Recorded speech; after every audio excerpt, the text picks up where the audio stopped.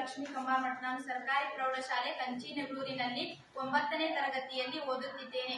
ನಾನು ವೃತ್ತದ ಕೆಲವು ಪ್ರಮುಖ ಭಾಗಗಳನ್ನು ನಿಮಗೆ ಹೇಳಿಕೊಡುತ್ತೇನೆ.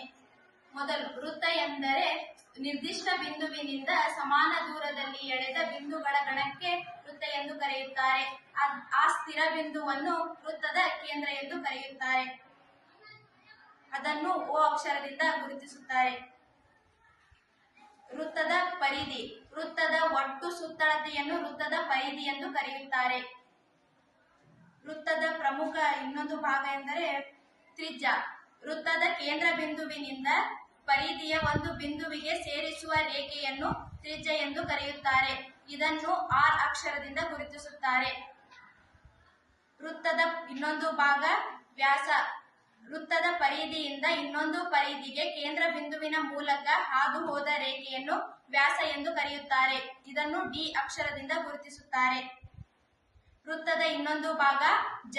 ವೃತ್ತದ ಪರಿಧಿ ಒಂದು ಬಿಂದುವಿನಿಂದ ಇನ್ನೊಂದು ಬಿಂದುವಿಗೆ ಎಳೆದ ರೇಖೆಯನ್ನು ಜ ಎಂದು ಕರೆಯುತ್ತಾರೆ. ಅತಿ ದೊಡ್ಡ ಜ ಎಂದರೆ ವ್ಯಾಸವಾಗಿದೆ. ಧನ್ಯವಾದಗಳು.